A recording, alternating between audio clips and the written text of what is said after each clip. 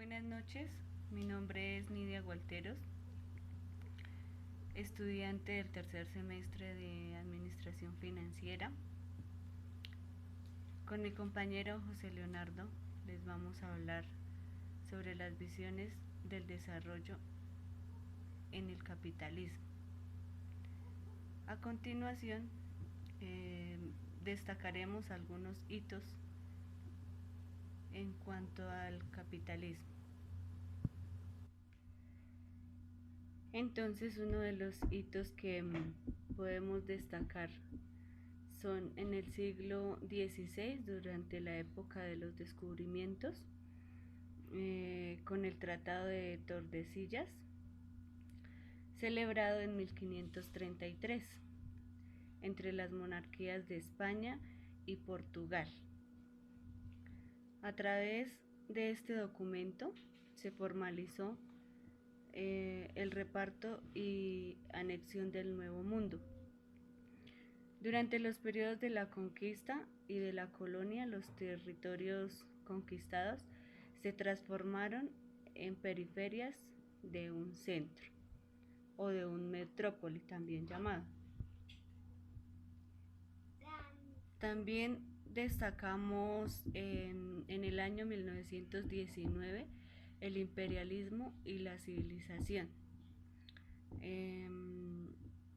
donde fue el primer fin de la guerra mundial, la Primera Guerra Mundial, donde hubo un pacto de equilibrio de poderes entre las potencias vencedoras. Aquí también hubo una misión civilizatoria de Occidente sobre los pueblos atrasados y salvajes, a través del sistema de mandatos organizado por la Sociedad de Naciones, que fue instituida en el mismo tratado. En el año 1960, del señor Robson, habló sobre los estadios predeterminados de leyes inexorables, tales como la sociedad tradicional, el despegue, el camino hacia la madurez, etapa de alto consumo masivo, y la sociedad tradicional.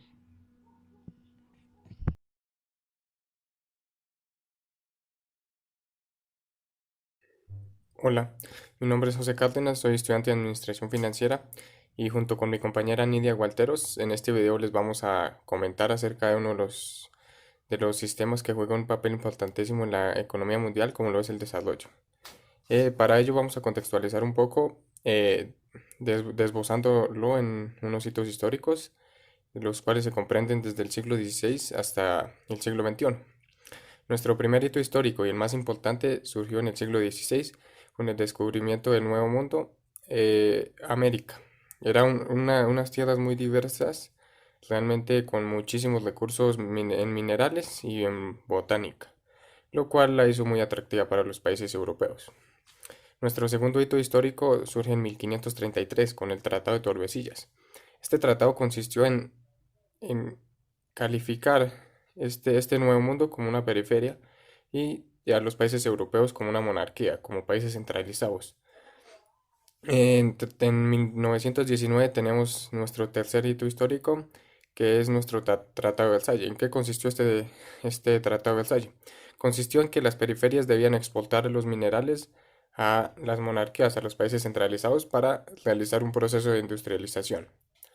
Nuestro cuarto hito histórico reside en 1904, en un discurso de Truman, del presidente de Estados Unidos, el cual, el cual dice que los países que están en vía de desarrollo tienen que enfrentar su desarrollo y llegar a ser países desarrollados por sí solos, sin que influyan los países desarrollados.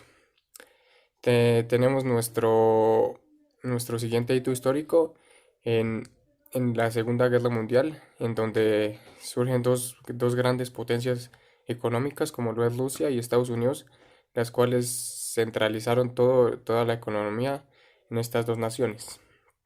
Tenemos nuestro cuarto hito histórico en 1960 con una teoría del despegue, una teoría que estableció los pasos para llegar a una modernización. ¿Cuáles fueron los pasos? Primer paso, sociedad tradicional. Segundo paso, precondición. Tercer paso, despegue. Cuarto paso, caminos hacia la madurez. Y quinto paso, etapas de alto consumo. Esta teoría del despegue iba especialmente centrada en los países tercermundistas, periferia o países pobres. Tenemos en 2003 un hito muy importante como lo es la conceptualización por el Banco Mundial de los países pobres y los países ricos. ¿En qué consistió esto? Consistió en un estudio de las economías en donde se analizaba la inversión de cada país en educación y en salud, y el país que tuviera mayor inversión en estos dos términos, en estas dos ramas, era un país rico. Y por el contrario, los países que no tenían una inversión eran países pobres. Bueno, para concluir un poco la idea del autor, eh, evidenciamos que a través de la historia y en estos sitios históricos hay un ciclo, que siempre hay dos posturas, una postura centralizada y una postura periférica. Entonces, desde la antigüedad hasta la edad contemporánea se estableció las reglas del juego, las cuales consisten en que los países centralizados grandes, las grandes urbes y metrópolis, son las civilizaciones que realizan una industrialización, a cambio de que las periferias son las que surten a estas metrópolis de recursos para hacer la transformación. Entonces, según el autor, eh, este concepto de desarrollo es un concepto hegemónico, dado que el desarrollo realmente no, para los países pobres y los países subdesarrollados es imposible, porque son países dominados por las grandes potencias y los países centralizados. Entonces,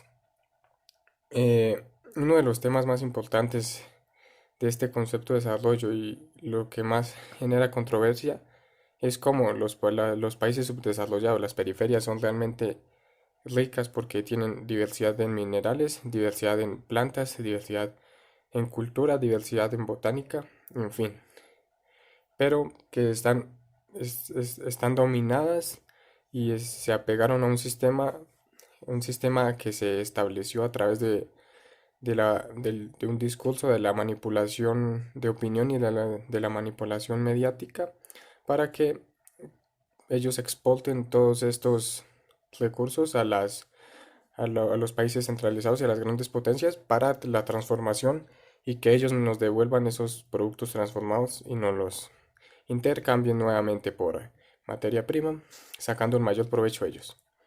Gracias.